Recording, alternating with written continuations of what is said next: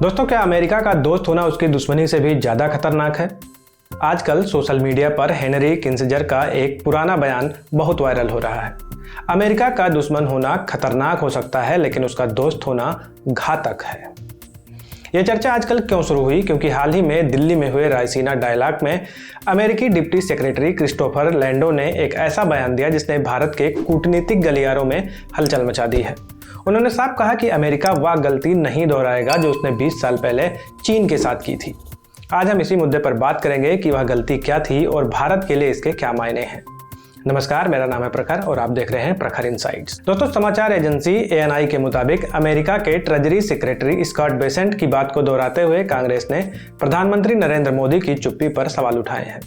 कांग्रेस ने प्रधानमंत्री को कमजोर और US के कदम को भारत के लिए अपमानजनक बताते हुए केंद्र से इस पर जवाब मांगा है। अगर आप सोचते हैं कि रायसीना डायलॉग क्या है, तो यह भारत का एक प्रमुख थिंक टैंक इवेंट है, जैसे दावोस या म्यूनिख सिक्योरिटी कॉन्फ्रेंस। यहाँ दुनिया भर के नेता और विचारक अपनी बात रखते हैं। क्रिस्टोफर लैंडो ने भारत के मिट्टी पर खड़े होकर कहा कि हम भारत को उस तरह की छूट नहीं देंगे जो चीन को मिली थी। इसका सीधा मतलब है कि अमेरिका भारत की बढ़ती आर्थिक ताकत को चेक करना चाहता है, उसको रोकना चाहता है। उन्होंने साफ कहा कि अमेरिका अब भारत को भी ऐसी खुली छूट नहीं देगा। उनका मतलब था कि अमेरिका भारत को एक रणनीतिक साथी तो चाहता है, लेकिन वह भारत को दूसरा चीन यानी एक आर्थिक महाशक्ति जो अमेरिका को चुनौती दे, ऐसा बनने का मौका नहीं देना चाहता। भारत में इस पर राजनीति गर्मा गई है। कांग्रेस और आम आदमी पार्टी जैसे दलों ने सवाल उठाया है कि क्या यह हमारी विदेश नीति इतनी कमजोर हो गई है कि एक विदेशी अधिकारी हमें हमारे ही घर में आकर डिक्टेट कर रहा है। चीन के साथ क्या गलती हुई थी, हम इसको समझते हैं पहले। दोस्तों, 1990 में चीन केवल 8 देशों के लिए टॉप एक्सपोर्टर था।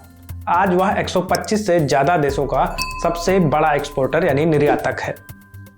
वर्ष 2000 में जब अमेरिका ने चीन को WTO यानी विश्व व्यापार संगठन में शामिल कराया, तो उसे मोस्ट फेवर्ड नेशन का दर्जा दिया गया। अमेरिका को लगा था कि चीन लोकतंत्र की ओर बढ़ेगा, लेकिन चीन ने इस मौके का फायदा उठाकर अपनी मैन्युफैक्चरिंग को इतना मजबूत किया कि आज अमेरिका खुद पीछे छूट गया है। साल 2000 में चीन की कुल संपत्ति $7 ट्रिलियन थी, जो 2020 तक बढ़कर $120 ट्रिलियन हो गई। वहीं अमेरिका $90 ट्रिलियन पर ही सिमटा हुआ है। यही वह गलती है जिसका मलाल आज अमेरिका को है। पिछले दिनों अमेरिका ने भारत पर दबाव बनाया कि वह रूस से तेल न खरीदे और 25% टैरिफ लगा दिया, लेकिन जब ईरान इजराइल तनाव के कारण तेल की कीमतें बढ़ी तो अमेरिका ने खुद भारत को 30 दिन का वेवर दिया। उधर अमेरिकी ट्रेजरी मिनिस्टर स्कॉट बेसेंट ने फॉक्स बिजनेस के इंटरव्यू में भारतीयों को गुड एक्टर्स कहा। उन्होंने कहा कि हमने जब कहा तेल मत खरीदो तो वो मान गए, अब हमने कहा तेल खरीदो तो वे खरीद रहे हैं। उनका यह बयान भारत के आत्मसम्मान को ठेस पहुंचाने वाला है।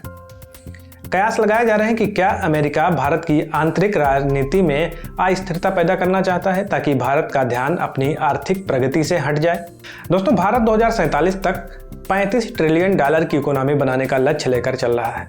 हम AI में भी $200 बिलियन का निवेश कर रहे हैं और प्रधानमंत्री गति शक्ति जैसी योजनाओं से इंफ्रास्ट्रक्चर मजबूत कर रहे हैं।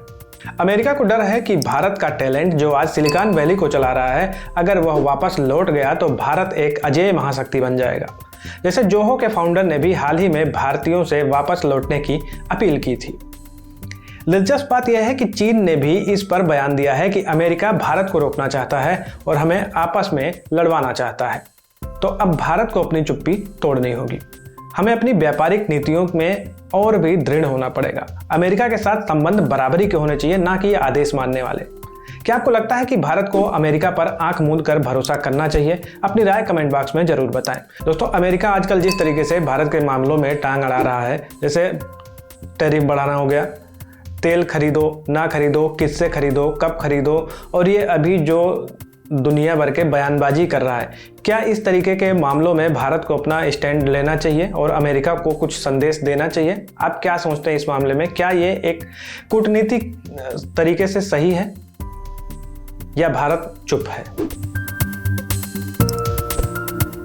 आपको क्या लगता है इन सभी मामलों में? अपनी राय जो कमेंट में जरूर बताएं।